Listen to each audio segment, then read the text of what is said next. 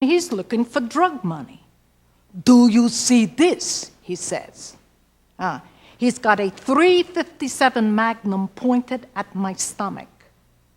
So I give him what I got. It's like a $20 bill.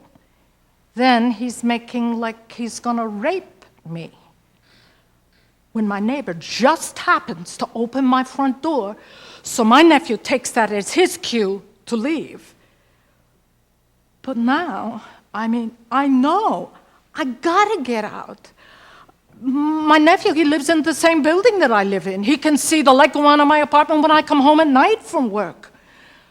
So one night, I'm lying on my couch in the dark. I'm crying, I'm arguing with God about this impossible situation that me and my boys were living in. All you gotta do, God, is like show me. Show me what to do. I don't know how to get out of this by myself. And I hear this voice. Why do you have to stay in New York, Rosie? Why do you have to stay in New York? It's my mother's voice. I swear to you. All of a sudden, I think of this guy I know lives in Richmond, Virginia, and I just call him up. Willie, this is Rosie Adorno, a Wilder's friend.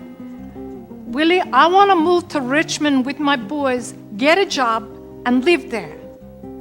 You can live with me till you find a place. That's what he says. And we are out of there. We are out of the projects, out of New York. We are on our way to Richmond, Virginia because of that voice that I hear. We arrive on Easter Sunday. I planned it like that because, see, it's my rebirth. So, she's always gonna have the love of my mother and my father that she carries with her. She's got the strength of her friends, miracle of good health that keeps her heart beating strong. And she's got the power of education. That is the meaning of all that this doll is wearing.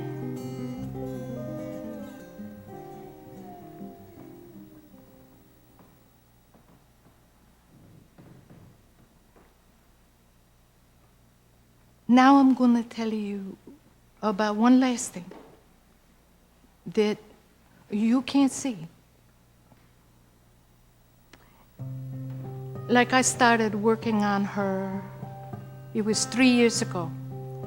Right after my brother Frankie, he came to visit me and my family, and we're sitting across the dinner table from each other, and Frankie says to me, "Do you remember that woman, Americana?" "Yeah, I remember. She and her boyfriend, they were mom and dad's friends." "Well, that woman, Americana, she molested me." And we just look at each other. And that's when I know why Frankie did it to me. Half an hour later, Frankie's leaving. We're standing at the door. We got our arms around each other. Both of us are crying. That story is his way of telling me he's sorry for what he did to me. Frankie leaves. I leave too. I go walking down Broad Street. I go to our office. I go down into that basement, and then I turn this loud fan on, and I scream. I scream and I scream until this whole thing is over. I'm 45 years old. I kept this secret all this time because, see, if I told my mother, if I told my father, my brothers, and my sisters, everybody in the whole family, they would have split up. So I never told anybody. That's why when I made her body anatomically correct. Because for years after it happened, I couldn't touch my own skin, see, without the towel or a washcloth in between. So when I made her, I shaped her body with my own hands, and I made her. I made her okay. And that's been part of my healing.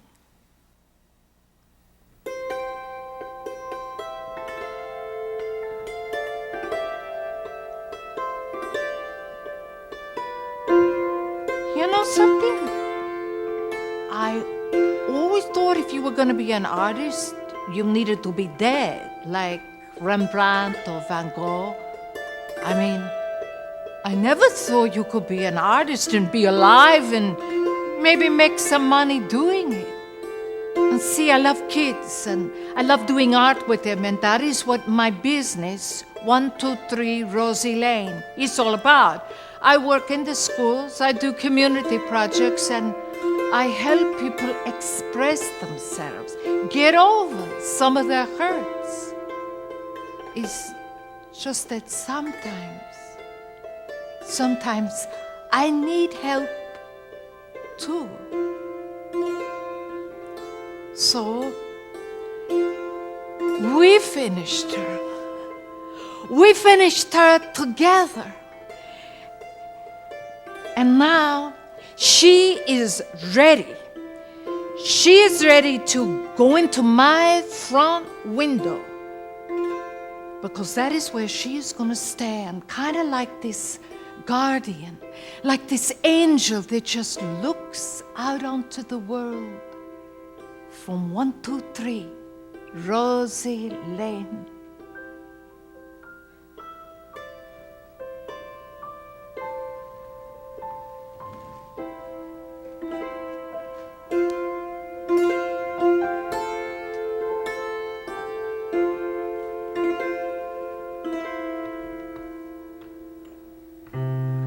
Every December sky must lose its faith in leaves and dream of the spring inside the trees. How heavy the empty heart, how light the heart that's full. Sometimes I have to trust what I can't know. Sometimes I have to trust what I can't know. I leave Rosie Lane, having found the box, knowing that I've got stories not of darkness, but courage, healing, hope, and something else, that I am not alone. You came and you listened. I have you. Like most people, I always thought that roses are a very difficult flower to grow. 3 women taught me that roses are the oldest, they're the wisest flower. They grow everywhere in the world and under impossible conditions if we can love and listen to them. Thank you for listening to 3 Roses. With every rose that blooms, my soul is assured. It's just like a song I've known, yet still unheard.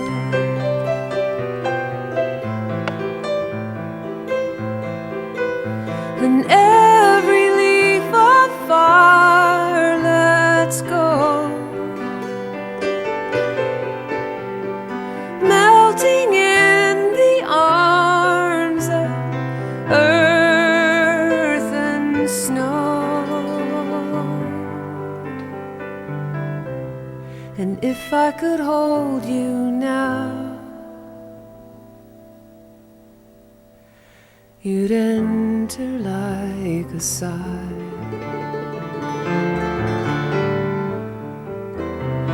You'd be the wind that blows the answer to why.